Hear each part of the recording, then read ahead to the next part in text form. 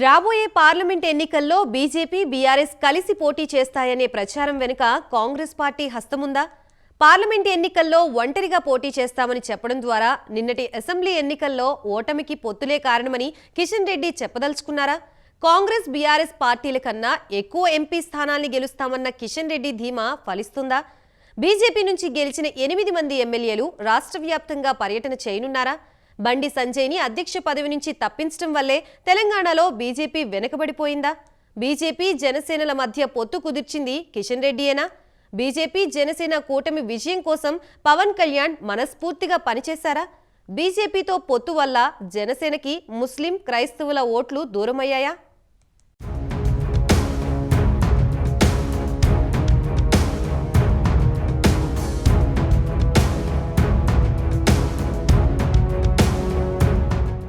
తెలంగాణలో ఇటీవలే అసెంబ్లీ ఎన్నికలు ముగియగా త్వరలో జరగనున్న పార్లమెంట్ ఎన్నికలకు తెలంగాణ నేతలు సిద్ధమవుతున్నారు. ఈ క్రమంలోనే పార్లమెంట్ ఎన్నికల్లో పోటీ గురించి కేంద్ర మంత్రి, తెలంగాణ బీజేపీ అధ్యక్షుడు కిషన్ రెడ్డి కీలక వ్యాఖ్యలు చేశారు.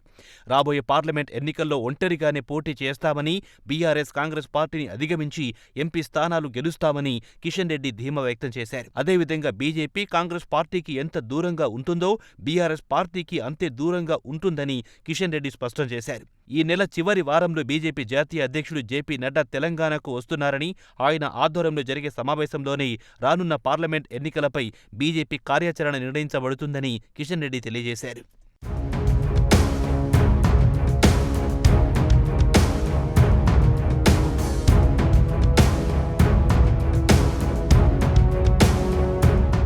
ఇదిలా ఉండగా బీజేపీ నుంచి గెలిచిన 8 మంది ఎమ్మెల్యేలు రాష్ట్ర వ్యాప్తంగా పర్యటన చేస్తారని కిషన్ రెడ్డి స్పష్టం చేశారు. కాగా ఇటీవలే జరిగిన అసెంబ్లీ ఎన్నికలపైన ఉమ్మడి 10 జిల్లాల వారీగా సమీక్ష ఉంటుందన్నారు. రాష్ట్ర స్థాయి నేత ఈ సమీక్షలో పాల్గొంటారని కిషన్ రెడ్డి తెలిపారు. అయితే రానున్న పార్లమెంట్ ఎన్నికలకు ఇప్పటి నుంచే సన్నద్ధం కావాలని పార్టీ నేతలకు కిషన్ రెడ్డి పిలుపునిచ్చారు.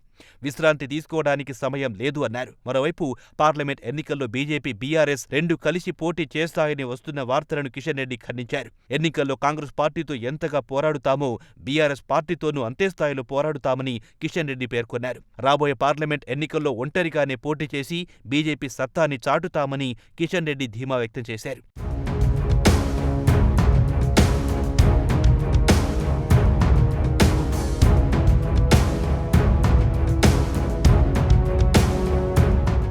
అయితే గత అసెంబ్లీ ఎన్నికల్లో బీజేపీ, జనసేన పార్టీల మధ్య పొత్తు కుదరడానికి ముఖ్య కారణం కిషన్ రెడ్డేనని రాజకీయ విశ్లేషకులు భావిస్తున్నారు. గతంలో బండి సంజయ్ అధ్యక్షుడిగా ఉన్న సమయంలో బండి సంజయ్ వాగ్దాటి, నిరంతర పోరాటాలతో బీఆర్ఎస్ పార్టీకి ధీటైన ప్రతిపక్షం బీజేపీ అన్న అభిప్రాయాలు అప్పట్లో రాజకీయ వర్గాలు బలంగా వినిపించాయి. దానికి తోడు దుబ్బాక, హుజురాబాద్ ఉప ఎన్నికల్లో గెలవడం, జీహెచ్ఎంసీ ఎన్నికల్లో 48 డివిజన్లలో బీజేపీని గెలిపించి బండి సంజయ్ తన నాయకత్వ పటిమను చాటుకున్నారు. కానీ ఏ కారణం చేతనో బండి సంజయ్ని బీజేపీ అధ్యక్ష పదవి నుంచి తప్పించడంతో సమర్థ నాయకుడిని తొలగించినందుకు తెలంగాణ బీజేపీ వర్గాలన్నీ తీవ్ర నిరాశలో మునిగిపోయాయి. ఒక్క మాటలో చెప్పాలంటే తెలంగాణ బీజేపీ అధ్యక్షుడిగా ఉన్న బండి సంజయ్ స్థానంలో కిషన్ రెడ్డిని అధ్యక్షుడిగా నియమించగానే తెలంగాణలో బీజేపీ గ్రాఫ్ ఒక్కసారిగా పడిపోయింది.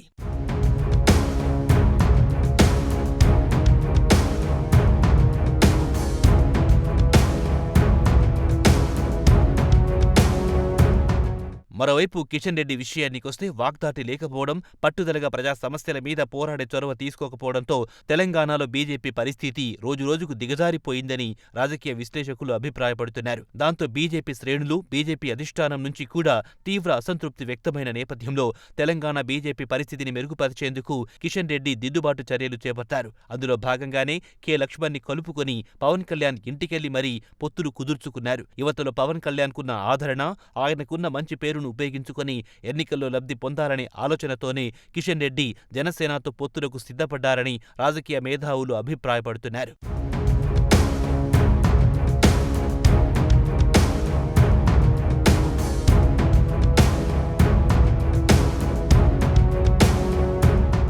కానీ జనసేనకు కేవలం 8 స్థానాలే కేటాయించడం ద్వారా తెలంగాణ ప్రజల దృష్టిలో పవన్ కళ్యాణ్ స్థాయిని బీజేపీ చులకన చేసిందని రాజకీయ వర్గాలు భావిస్తున్నాయి. కానీ పవన్ కళ్యాణ్ పొత్తు ధర్మాన్ని పాటించి వీలైనన్ని సభలు, ర్యాలీల ద్వారా బీజేపీ జనసేన కూటమి విజయానికి కృషి చేశారని, బీజేపీ 8 స్థానాల విజయం సాధించడంలో పవన్ పాత్ర కూడా కొంతమేర ఉందని రాజకీయ మేధావులు అభిప్రాయపడుతున్నారు. కానీ బీజేపీ ఆశించిన ఫలితాలు రాని నేపథ్యంలో ఆ వైఫల్యానికి కారణం తాము కాదని తప్పించుకునేందుకే బీజేపీ ఒంటరిగా పార్లమెంట్ ఎన్నికలకు వెళ్తుందనే అసందర్భ ప్రకటనలు చేస్తున్నారని రాజకీయ వర్గాలు భావిస్తున్నాయి. నిజానికి బీజేపీతో పొత్తు వల్ల పవన్ కళ్యాణ్ని అభిమానించే ముస్లింలు, దళిత క్రైస్తవులు, ఇతర కులాల్లోని క్రైస్తవులు కూడా జనసేనకు ఓట్లు వేయలేకపోయారని భావిస్తున్నారు.